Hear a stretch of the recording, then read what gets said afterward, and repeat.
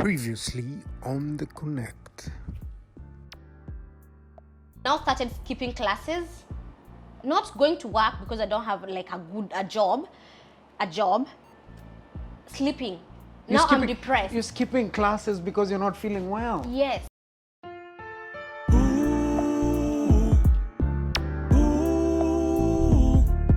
Connect. Everything in life comes together. Life is a journey. Believe in the process, yeah. Inspiring, informing, and impacting. This is the Connect.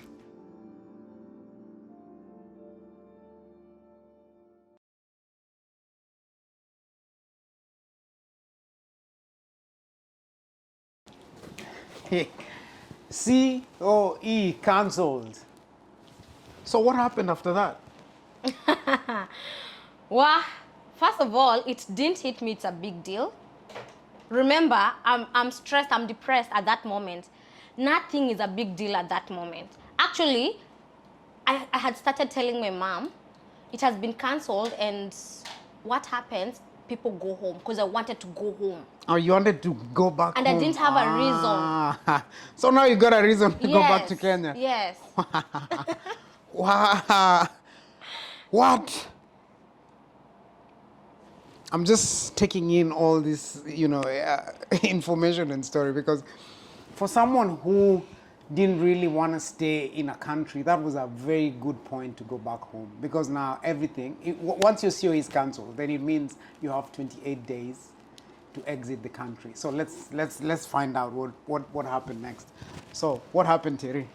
So like 2 weeks down, I had not gone to school for probably 1 month. Remember the emails of the school and everything. Yeah. And I used to go to church, the church my cousin and the family used to go. Yeah. So the church, I had interacted with, they are West Africans, most of them. Actually, we are probably very few Kenyans, 5 countable. So they are West Africans, and that is when I came to interact with other people. Now, only Sundays I used to meet those people in church. So I used to see the pastor a lot praying, and because I want to tell you, when I came to Australia, that is when I got born again. Okay. Yeah. Wow. Yeah, through that church. So one day, the pastor realized I have changed. There's something wrong with me. And so he called my cousin's husband. And he was like, how is Terry? How is she doing? And he told him that he's fine, even though she's not been going to school, because her COE was cancelled. Wow. And the pastor was like, why? COE? It's a big deal. You know COE? Yeah. Cancelled? What? So what are you guys going to do? What are your plans? So the pastor called me in his office and asked me what I want. Do you know what was the answer? Do you know me? I wanted to go home. I didn't want anyone to help me. Wow, people, at some point in life, when you're going through stuff, you get to a place where you feel you don't need any help. You don't want anyone to intervene. And that's actually the last step of, when you're depressed, these phases, that's actually the last step. And then after that, there's very big consequences on that. But tonight we're talking about a very positive story here. So we're just gonna find out what happened from the answer. So what did you tell the pastor? She asked me, if we help you, do you want to go back to school? I said, yeah, because I came here. I didn't want to show him I want to go home.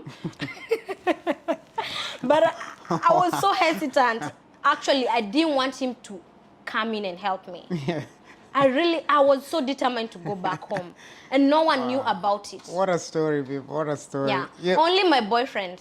I had a boyfriend back home. Yeah, who is my now husband. Yeah. So only my boyfriend knew about all what is happening with my mind, but he couldn't understand what is happening in Australia. He doesn't know. He has never come here. Yeah. So the pastor told me, if we help you, would you want to go back to school? I said, yes, but she will panic. Yeah, you're like, nah, Yeah, and the pastor gathered a few members who were interacting with me, and the people who he was seeing were friends and all that, and they actually managed to get $7,000 for me. Wow. And that was the exact amount that was needed for me to get my CoE back. Wow.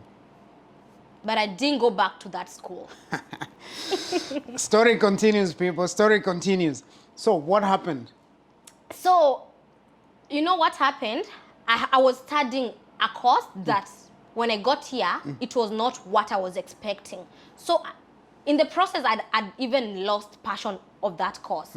So immediately I got the 7,000. I looked for a school where I can study something I wanted. Okay. So I went with that money, got a school, and paid my school fees. Yes. Yeah, and that is when my journey now, I started now. By that time I had not gotten a job, but I knew by the time that semester is done, probably God will come and God will do something. Yeah. And how was the situation now back at home?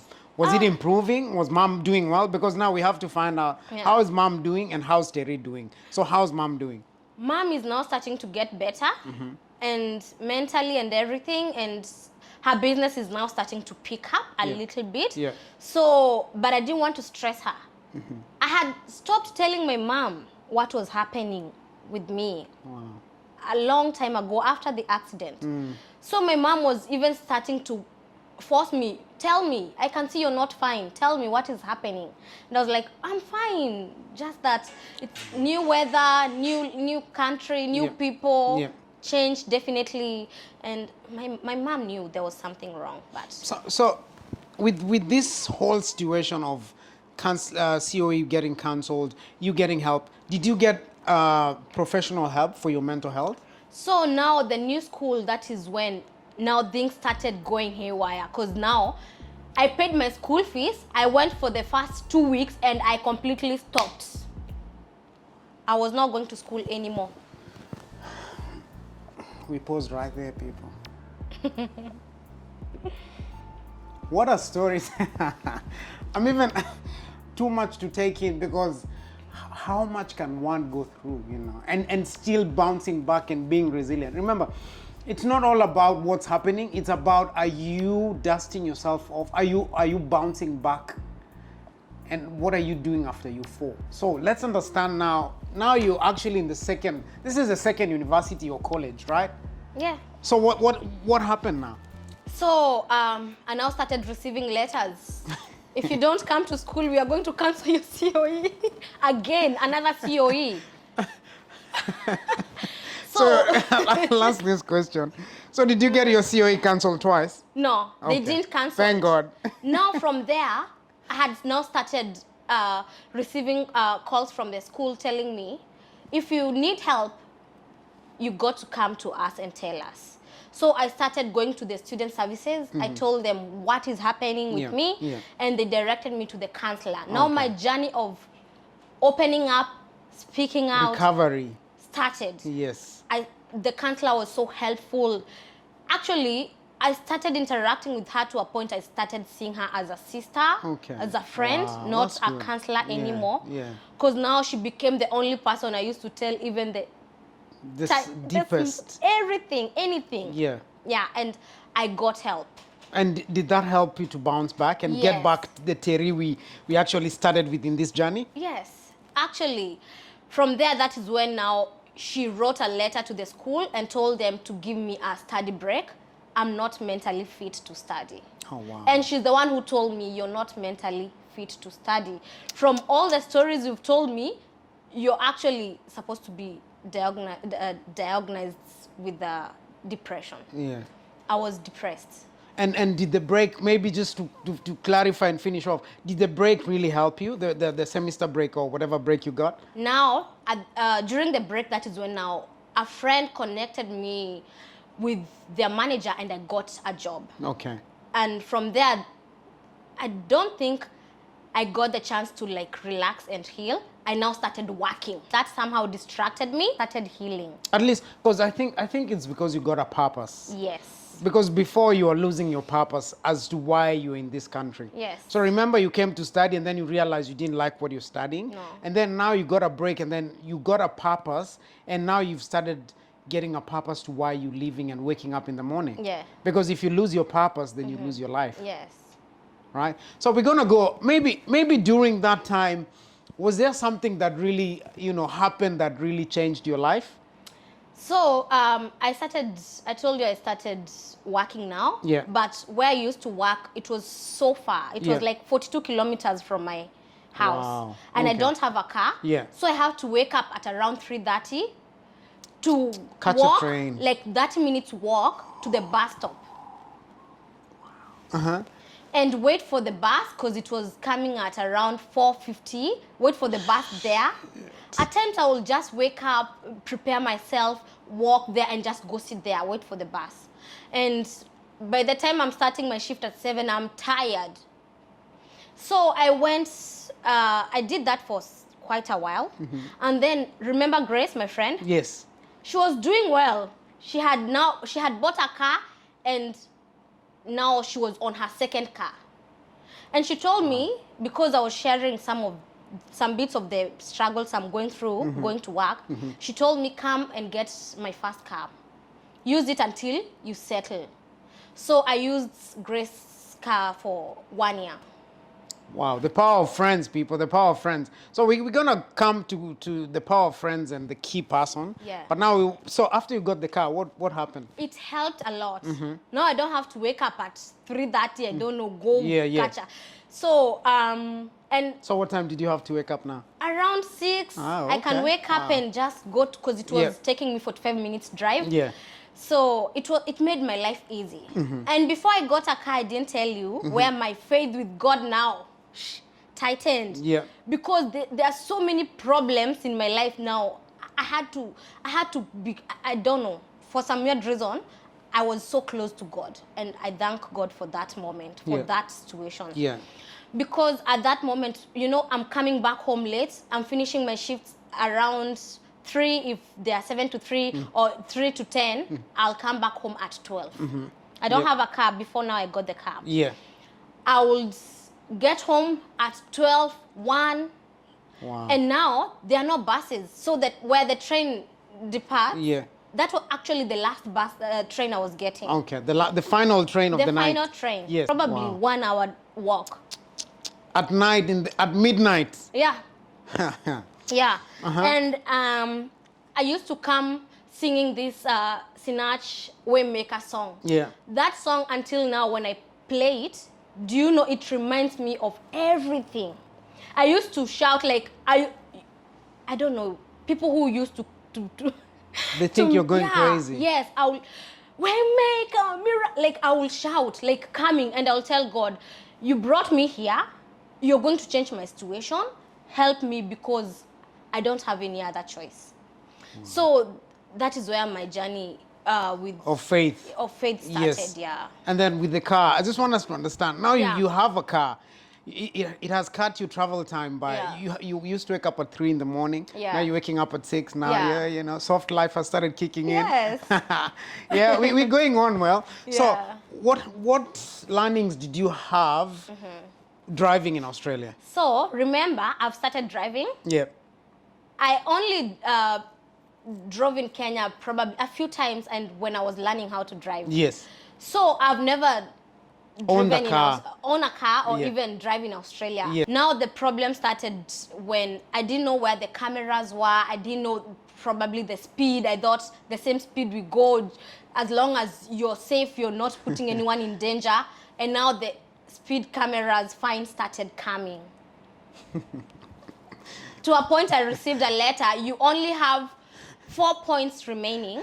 When you come to Australia, it's always good to sort of get to understand the rules that apply in this country. And then there's so many speed cameras. There's also point-to-point cameras. There's red light cameras. So for those who don't really know, you actually get to pay a very big hefty fine for not going and reading the rules. And it's so easy. Just go on the website and read the rules. So what happened with the fines? Did you Did you pay the fines, and how huge were the fines? The car was not mine, remember? Okay, yes. So the fines are going straight to Grace. Ah. So, and Grace will send me pictures every single day, like, and I remember one day she asked me, how are you driving? Like, you're receiving fines, like, like crazy. Do you even have points remaining? Yeah. Yeah. So, I now started going through the rules and the regulations of driving in Australia. I started learning. That was something I could have done way before I started driving. So tell someone who's watching you today what you should have done. So if you're there and you've started driving in Australia, first of all, just go for some classes before you start driving. Even if you were driving back in Kenya, there's new rules here. Go learn and just get everything right. Yeah. Wow. To avoid all what I went through. Fines. 4 points left. You're always given 12 points. Yeah. I think in 3 years.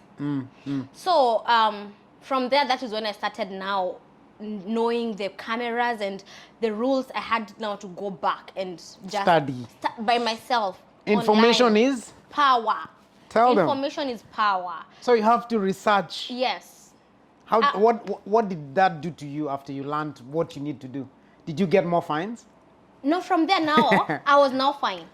Actually, now my points now started, now, after I think 3 years, they give you back your 12 points. And now I got back. I didn't lose all of them. I maintained with the 4. Yeah. I was all good on the roads. Yeah. And so now I've learned. I've now been driving for some time, so I know where the cameras are. And It's not really about knowing where the cameras Yeah. are, because sometimes you might know where the cameras are, but if you don't know the road rules and Yeah. you're distracted on the road, Yeah. the same camera that you think you know where it is, it actually gets you. Yeah. Because you're distracted on the road. So Yeah. the main point is be attentive on the road. Be sure to read the road rule, thing that you need to know, and also be a very safe driver. It's good to always be keen on the road and know what you're doing on the road, people. Yeah. Know what you're doing. So in terms of road, so let's continue with your driving. So my driving went on well. I was now good. I was now feeling even safe. Yeah. I don't know what I was feeling before. I Yeah. learned all the rules and everything. Yeah. But now I was feeling safe. Yeah. And then after 1 year, I got into an accident. Wow. And so this accident, it was me and now my husband. After now he came, that's another story. So we were 2 in the car. And as we were trying to exit the M1, joining the Hitherton Road, those people who know, Yeah. I don't know what happened. I slowed down. Probably, I don't know what happened. It was so fast, I can't tell. But from 1 lane, probably 5 lanes, we got ourselves to the last lane, and now the car was now turning literally. And we were going to hit the block that blocks the road going, Yeah. And I remember my hands were not on the wheel, my legs were not on the accelerator or the brake or anything. I was just going. We were just going. At that point, I knew we are dying. It was the highway. Everyone is coming 100 kilometers per hour. And now no one knows what is happening. So everyone is coming. And as we are about to, like the car is about to stop, another car that is coming that doesn't know what is happening hit us from behind, another car. So we were just... A pile up of cars. Yeah, like it was bad. All the windows down. Smashed.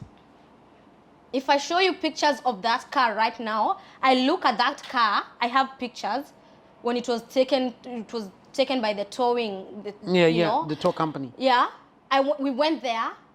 You know. Just Yeah. to stop you there. Was anyone injured? I was injured. Yeah. It was not that bad, though.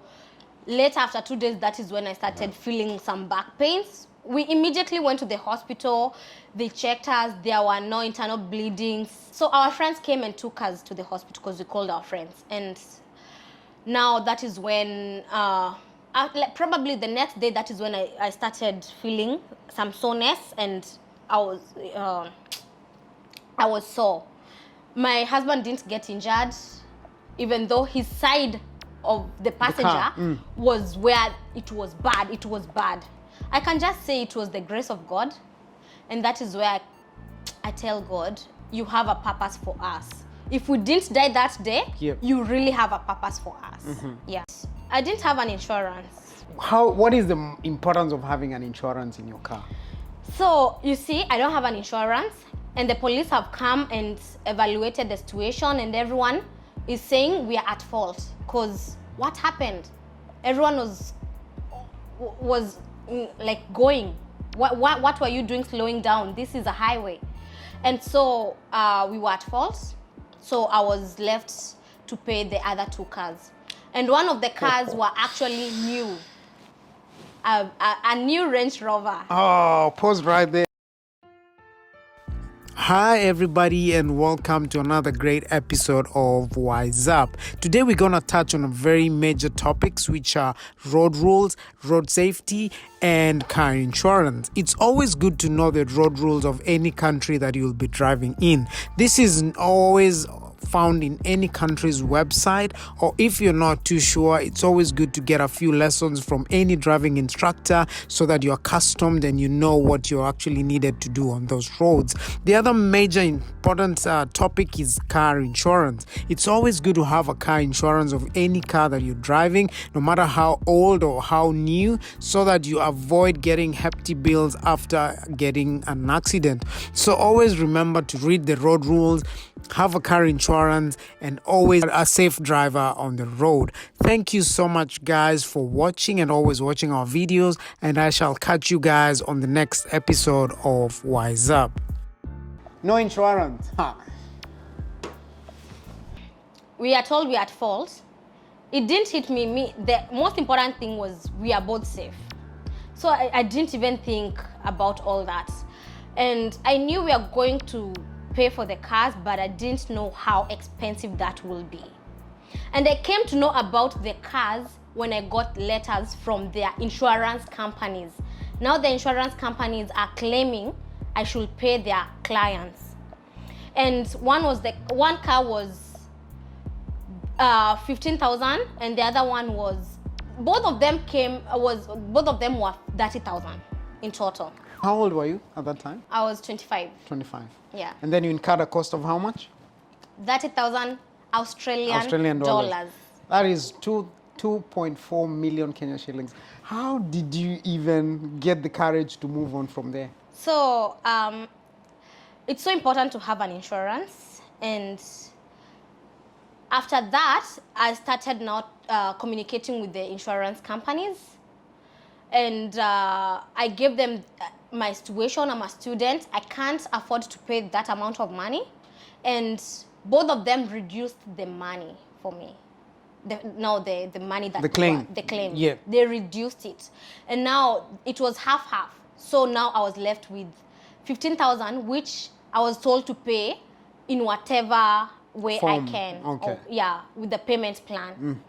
And so I'm still paying it. It's not a big deal right now because I pay whatever I can afford. It's going on well right now, but that took the hand of God. I want you to face on that camera right there and just talk to someone who's driving without an insurance. What are you going to tell people tonight? Please don't. I tell even my friends. If I meet a friend of mine and they tell me they don't have insurance, they know. I tell them my story. Don't drive without an insurance. It will cost you big time. After all this happened, did you go back to driving? Do you know what? I'm this kind of a person. I bounce back very quick. I stayed at home one day. The next day I had a shift. So I borrowed my friend's car. Remember, I don't have an insurance, so my written off, it's wrecked. Actually, we sold it. I laugh because my car was worth $4,000. Yeah. We sold it at the wreck as $90. Less than $100, people. 4,000 to 100, less than $100. And that was the battery and some things, because they said everything is damaged. Yeah, it's gone. So $90, They wrote me a check, my first check, and I went to West Park, this bank, Yeah. and I got my $90. So they say yote ni vanity. Anyway. Yes. Sorry for another day. So from 4,000 to less than $100. So people, just be careful on the roads out there, and please know what you're doing on the roads. So you bounce back immediately. Yeah, I went to work, and I remember because that day I had a night shift, so I canceled it. I told them I have had an accident. So when I went back to work, everyone was like, "Are you sure you had an accident? What are you coming to do?" I said, "Yeah, because I have to work anyway." So the reason why I asked that, because Yeah. in the previous discussion we had, Yeah. you suffered a very major mental breakdown. Yeah. And now you've had another big milestone happening, Yeah. a big accident happening to Yeah. you. What was the frame of mind at that time? And how comes this time you have a stronger mental capacity than before? What had happened there? You know what? I had gone through a lot, and I've now started knowing how to handle situation. And through my counseling classes, sessions, the counselor used to tell me to take a day at a time. Whatever happens, no matter how good or bad it is, take a day at a time. So I had started adapting that. And I took it with me, and when that situation happened, I was taking a day at a time. Up to now, I know some of my friends tell me, "You're a risk taker." I just go with the flow. Whatever happens, happens. So I will never want to go back to such a mental breakdown again. Yeah. So that is why I don't stress. Yeah. We've really come to a very good point where I want us to understand where Terry is at, and give us her parting shot and any other life lesson that life hack, we call them life hacks, that she might have up her sleeves and maybe to help someone out there. But we've really seen a journey which has been, from one major setback to another and to another and to another, until she has a very strong mental capacity. You can actually do it. It's not only her who can actually do it. You can do it yourself. You just need to dust yourself, learn from the mistakes you've made, learn from what you've gone through, and the next time it happens, you actually become better than you were before and bounce back better. Because life is too good, and when you have information is power, and that's what you're trying to pass on to you, so that you make very informed decisions and you're able to live your life to the best of your ability. So Terry, where are you at in life at now? I can say I'm not where I would want to be, but I'm not where I used to be. Awesome. And right now I can say I'm so proud of myself, first of all, for getting out of mental situations, some mental breakdowns, and I'm now fully able to do my stuff, even help other students who are coming to Australia. And there's something I used to tell God when I was in that situation. When you help me, God, get up and become a person who is even respectable in the society and all that, I will help that student who is stranded, or that student who is coming from Kenya. I'll help them by telling them where to get jobs, recommending them at my workplace, any job opportunities. I don't do it because I want you to become my friend. I'm doing it because I used to be there. Yes. I wouldn't want you. I know how it feels not to know what to go, where to go, or who to go to. So we're going to ask you this question. So if someone wants to reach out to Terry, how can they reach out to Terry? Yeah, they can reach me through a group called One Family, One Love, One Family. It's like a community group that has created this WhatsApp group, and in that group we help each other in so many ways. So you can also join. If you want to join, you can reach me through my number, and I can add you to the group. And yeah, the journey continues. If you don't have anywhere to stay right now and you need help, please reach out. Reach out. Yeah, and then maybe are you on Instagram, or know, these days it's all about my handle, my Twitter handle. My Instagram handle is Terry Ndegwa, just Terry Ndegwa, and I'm also on Facebook as Terry Wambo. Yes. Yeah, we're gonna leave the details. Maybe not the number, but we're gonna leave the IG, whatever. You can reach out. on directly. You can DM. I know the lingo.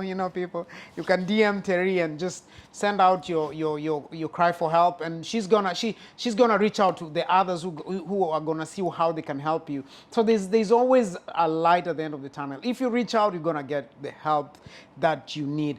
This is such an amazing story, and I hope it helps you and helps someone out there. So maybe, Terry, before we leave this lovely, warm house, maybe do you have any parting shot? Do you have any life hacks? Do you have anything that you'd like to leave with our viewers tonight? If you're there and you're probably settled in Australia and you can be able to help someone else who is struggling to settle down, please help them. These people, it doesn't take so long to settle down. These people won't come and take away your home or eat all your food. They only need a very little help to settle down. Help them to get all these things they need to get so that they can start getting jobs. Recommend them. Don't feel like they're a burden. And one thing, that person who has come today and you have stayed probably in Australia for 5 years like me, might even come one day to help you. Amazing, amazing, amazing, amazing, amazing people. Whoa. We're gonna leave it there, but it just shows that there's so much wealth of information within us to help others. So if you feel you have a story, you have something that you'd like to share to help someone out there, please reach out. I'll leave the details down below. Just reach out.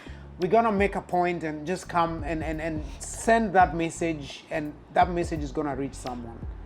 So tonight you've heard from Terry. She's gone through various challenges, but she came out strong. She's doing so well. She's going places. As you heard what she's saying, she's going places. She's not where she needs to be or she wants to be, but she knows she'll get there. So tonight, if you're feeling low, you're feeling depressed, you're feeling you need to reach out, please reach out. Reach out. There are people you can talk to. I know sometimes you fear about, my information is gonna get there. It's gonna go around in the community, or it's gonna go around within our friends. They're gonna laugh. They're gonna say this, stereotyping, everything that happens. But trust me, if you reach out to the right people, you're gonna get help. So tonight we're gonna end it there. We're gonna say thank you for watching. Thank you for tuning in. Thank you for the love. Thank you for the thumbs up. And if you like our stories, if you like what we're doing, please share our stories. And if you'd like to support in any way, just reach out. We're just gonna leave details below. Reach out, and your help is gonna go a long way. So tonight we're gonna leave it there. And until we catch you next time, keep safe, and may God bless and stay safe.